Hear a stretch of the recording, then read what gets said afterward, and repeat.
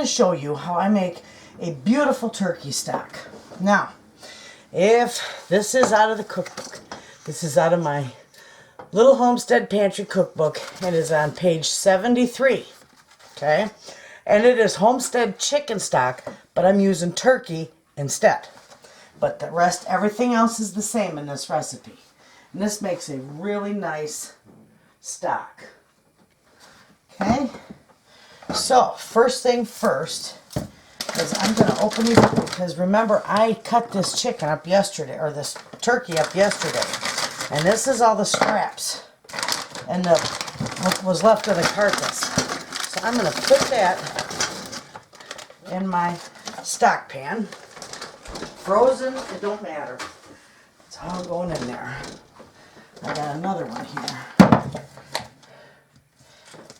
I might wind up transferring this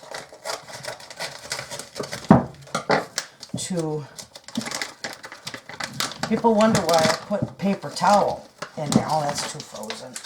There we go. People wonder why I put paper towel in there. I don't touch the meat with the paper towel, but it absorbs some of the water so it don't get into my machine. This one's hard to get out of there.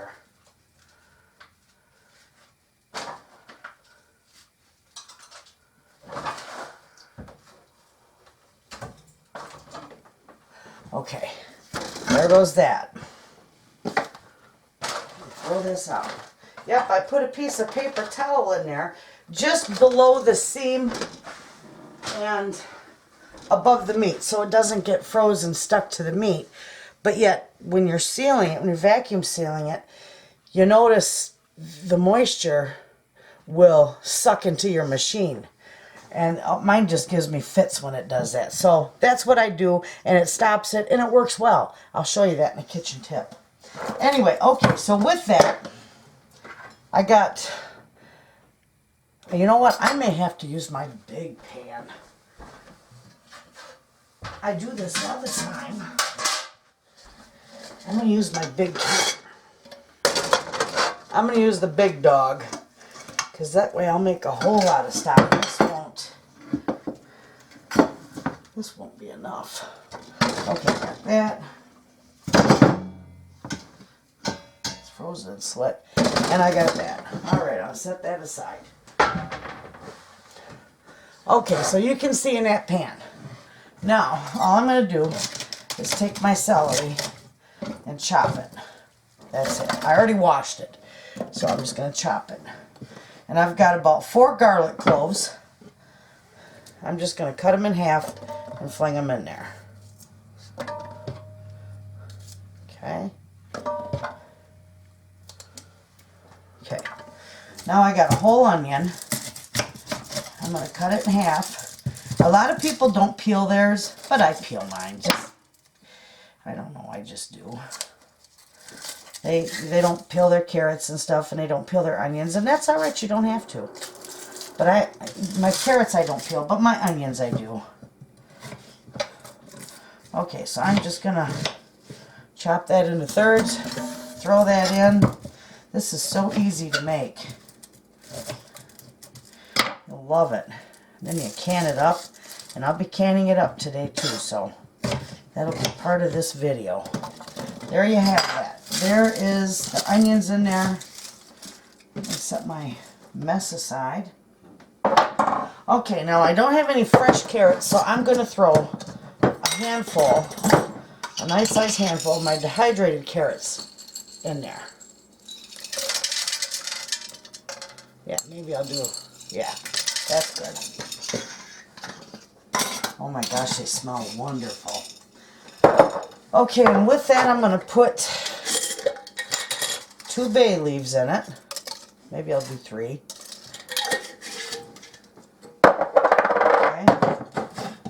This is all the recipe calls for. I just know it pretty well. Parsley.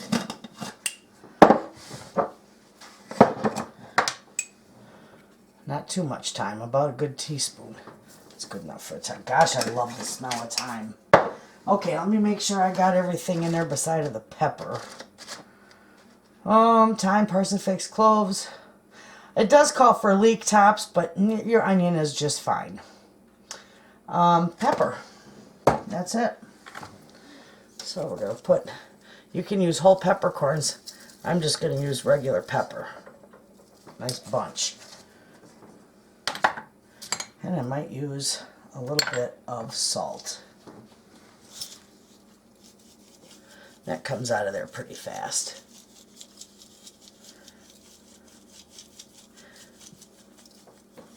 Okay, there we have it. Now I'm going to fill it with water.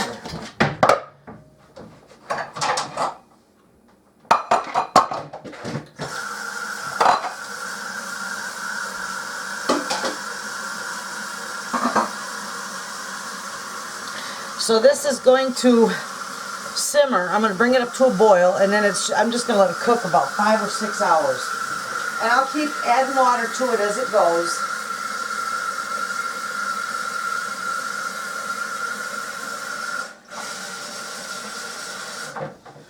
I'll keep adding water to it as it goes, and this will make a beautiful, beautiful stock.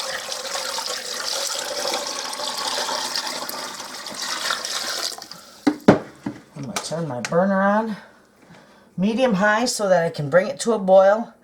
I'm going to finish filling this with water. I'm going to fill this pretty much about 2 inches from the top. And then I'm just going to let it slow cook for about 5-6 hours, and then we'll can it up. And I'll show you how it's doing as it gets there. So I'm going to let you go, and I'll bring you back at the next step. Hey friends, I'm putting the last ½ gallon of water in here. And I also added a nice sprig. It's not in the recipe, but I added right here a nice sprig of rosemary to set on the top of that. That will flavor that beautifully as well. You can add a little extra if you like, or take something out. It doesn't matter, but that's beautiful, and that will be some wonderful, wonderful broth. So, all right, I'm going to let it cook for about 5-6 hours, and I'll be back. Friends, I am back, and this is beautiful. And it's screaming hot, but it's been going now for about, I think 5.5 hours. I let it simmer, and it's beautiful. So now it's time to strain it. And all I do is strain it through a fine mesh. And then the second straining, I'll run it through cheesecloth. But this is just to get the big stuff out. That's all I do.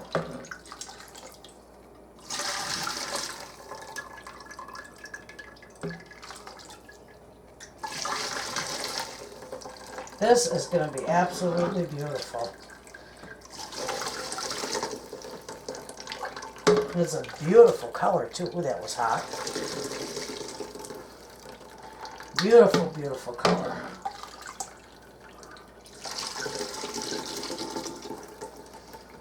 So easy to do.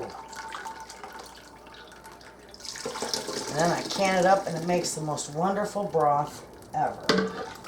So that's all I'm going to do. I'm just going to continue to keep straining that. And then I got another little pan over here, right there, for my scraps. And those aren't even going to go to waste because the neighbor dogs are they're waiting for those.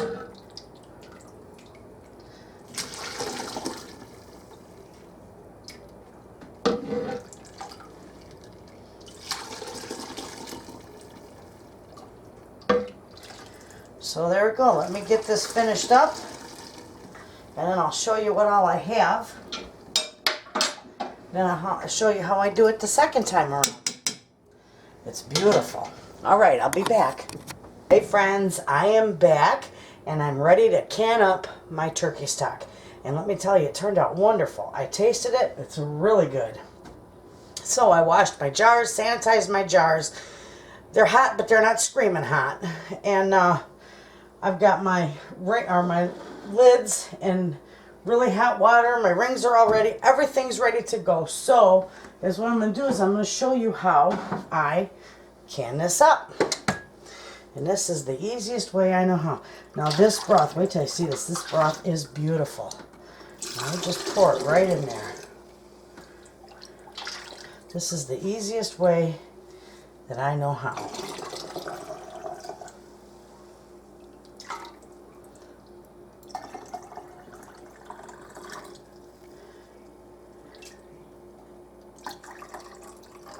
All right. There's one.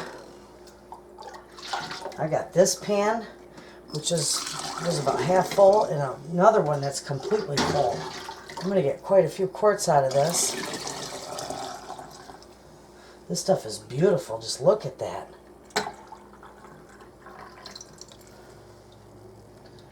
It's got such a good flavor to it with that rosemary and thyme I put in it. And the salt and the pepper. Fantastic. This is the best way to do this. You can control the sodium because you don't even have to add salt. Remember, salt isn't necessary for canning at all. All it is flavor. It's not necessary for preserving because that's what your pressure canner and your water bath do. The heat, the processing is what preserves your food. So you don't have to add salt too if you're on low sodium. You can make your own, and by gosh, you know what's in it. Okay, so I'll start out with these 4 to show you. All right, I'm going to set that right on the edge there. Okay, so those are going to be fantastic. Anyway, so now that we got those full, we don't got to debubble them because, of course, it's all water. But you do want to take a piece of paper towel with some vinegar because this has oil in it. And you want to just wipe your tops really, really nice. Make sure there's no oil on it because it will not seal, and that vinegar will cut that oil and grease. My jars are hot, but I can still touch them. Okay. All right. Now we take... Definitely can't stick my finger in there because that booger's hot. Put that there. That one on there. Got one right there. Ooh, come on, right there. I'm just gonna put these on. I'm gonna hold this with the side of this rag because it's a little warm. Finger tight. That's it. And it's ready for the canner. Isn't that beautiful? Absolutely gorgeous. I'm gonna stick that in the canner. Okay, number 2.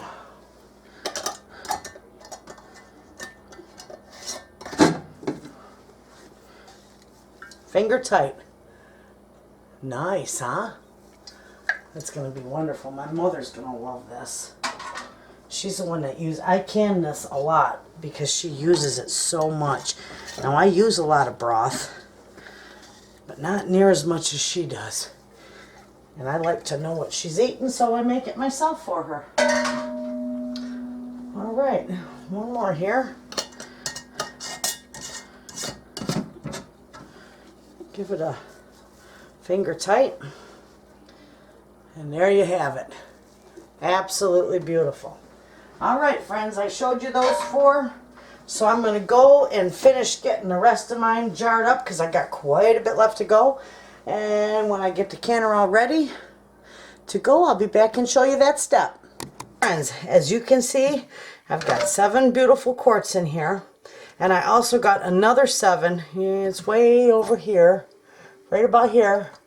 I got 7 here to go. I got 14 quarts out of all that stock. That is wonderful. Okay, so I'm filling my little thing with water, but I am going to put some vinegar in here. Just a little shot of vinegar so your jars don't get cloudy. And if for some reason you forget to put your vinegar in there, let's see how close are we. If you forget to put your vinegar in there and your jars get cloudy, when you wash them before you put them in your pantry, just put some vinegar in that water and it will come out.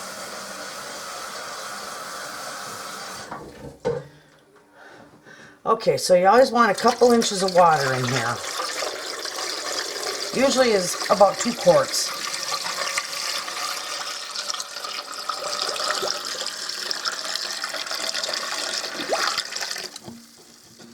Yep, that looks good. I'll put the rest of it in there. That's all good. All right. Now I'm going to put my lid on. Everything's good in there. This lid is sometimes is a booger to put on. Now this little vent right here, let me lift this up. This little vent right here, I'm going to turn this on high so that it heats up really good on the inside. And this little vent, like I always say, it has to spew a steady stream of steam for 10 minutes before you put your jiggler on. So when that starts steaming or spewing steam, I'll time it for 10 minutes and I'll bring you back and I'll show you. Friends, you can definitely probably hear that hissing, and if you look in the background, you can probably see, ooh, that's warm. That's beautiful. Anyway, it's been going for 10 minutes, so I'm going to put my jiggler on, 10 pounds of pressure. And when that starts jiggling, because these are quarts, I'm going to time it for 90 minutes. Pints would be 75 minutes. Quarts is 90. So there you have it. I'll be back when that's done. Okay, friends. This is done in, come on, this is hot. Whew. That's got just a little bit of steam left in it. Okay. Oh, hear that? Boy, that's tight.